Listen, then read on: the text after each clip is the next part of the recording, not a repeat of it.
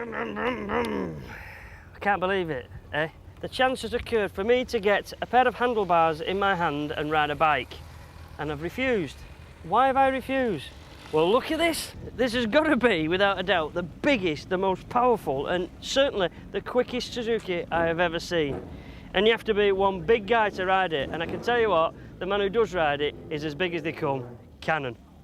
And this is the man himself. Now then, Cannon. Now, some of our viewers may in fact remember you from the past because you've done some pretty loopy things, haven't you? I mean, tell us. Well, I've been known to do one or two silly things. Yes, we know. We've done the world's fastest wheelie attempt. And you didn't do bad at that, did you? Go on, tell us. What was your fastest speed? 167.8 wow. At Jerby in 1997 on a 1200 Turbo Bandit. Yeah, I remember you were only that far away really from breaking the record, weren't you?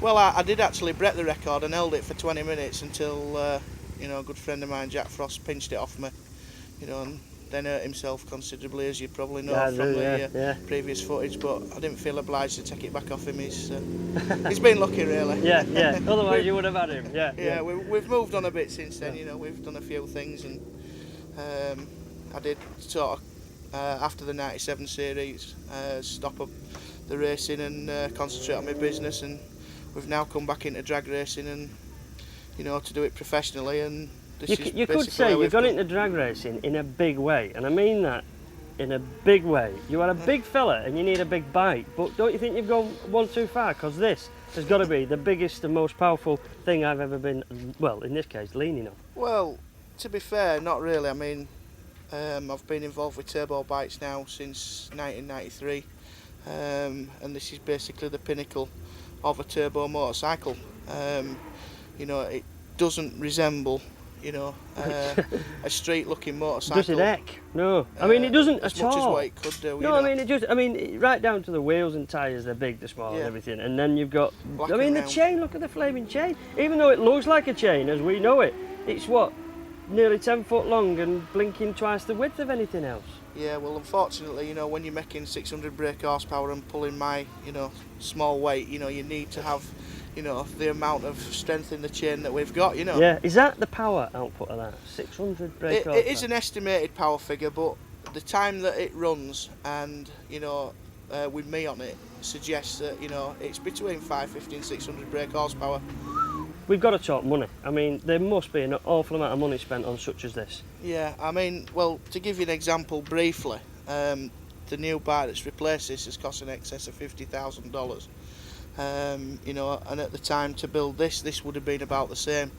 It is an American-built motorcycle, which I sort of talked myself into buying from a good friend of mine from the States. And, you know, it has got all the latest technology, and it is, you know, far superior to any European funny bike, you know. That's its category, funny bike. It's the category that we race in, is funny bike, right. Which is basically a stock appearing motorcycle, resembling, must have a headlight, must have a body kit that resembles a street going motorcycle. Yeah. But basically wheelbase and engine and turbo nitrous, you know, as you require it basically, to make the power to do the job.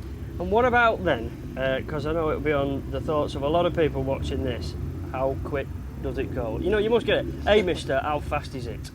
Well, the bike has run 6.78 seconds over the quarter mile at 206 miles an hour. Strike a light, it's just a bit quick then, isn't it? Well, basically it is the fastest Suzuki funny bike in the world, without exception. There's a lot of work goes involved. I mean, for a very short period of time you're riding the bike. Yeah. You know, hours and hours, I'm sure. How many people are involved in this? Well, there's basically three main people involved. There's myself and my two crewmen, which basically a bike of this sort of level you can't run on your own. No. It's just not possible. You know, I mean, basically there's that much stress factor involved. If you break something, you've got to come back. You know, you might have to replace an engine. You know, you might have to change the top end, you know, put new pistons in it, you might have to put a new turbo on it. You just can't do that on your own. No. And, you know, if I hadn't have had the support, you know, and the backing from, you know, the two people that helped me, I certainly wouldn't have entered into it. No. So it's a true team effort. Basically, yeah, you know, I mean, we are a team. I mean, we're still a bit like Mr. Men at the minute, but we are getting there. You know. A bit like Mr. Men. Tell us a bit about this then. Come on now, because I mean, the thing is, I've got to admit to a lot of our viewers, Chris, this looks very confusing. So. Yeah, well, it will be. I mean, it's got state-of-the-art technology with the bike. It's basically based on a 1985 GSX 1100. The only bits resembling, you know, the engine are the cases and the cylinder head. Everything else is aftermarket. How big in CCs are we on now then? It's 1425 cc. Right. That's big. It runs a 3-speed automatic transmission. It's a bit like a Honda C90 really, isn't it? Not quite, No, but I don't think it is. the clutch mechanism is just like a Honda C90. There is no clutch mechanism on this bike. It's rev it and go, basically. Yeah. And you hit a button to change gear, presumably. And you hit a button to change gear. With a 3-stage nitrous injection system, which is controlled by a computer, which puts the nitrous in over a progression, so that basically you don't put an amount of power in and it breaks the tyre away. Yeah. Because obviously if you put an amount of horsepower in and it just goes bang, A, it hurts the engine, and B, you know, you end up with tyre spin. Yeah. And the object of this game is obviously to go as fast as you can, as smooth as you can. Yeah. But you better get your gear on and go and put this thing through its paces. Yeah, we better have a go anyway and see what we can do today, you know. And I'll go and put the kettle on. Okay, bud.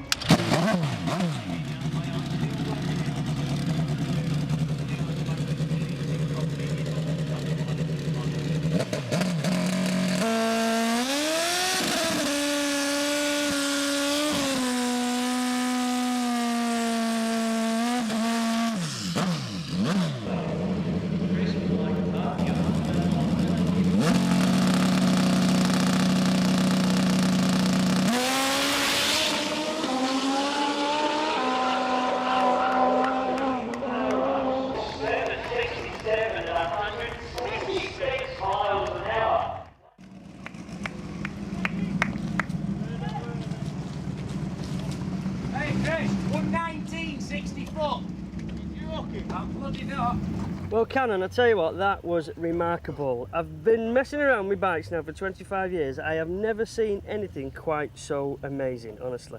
I'm stunned, gobsmacked. Are you pleased anyway? I am pleased, yeah. You know, after the track conditions that we've had this weekend, we've just done his best 60-foot time on the bike, and also it's the first time we've actually strung 2 runs together, trouble-free, you know, perfect runs.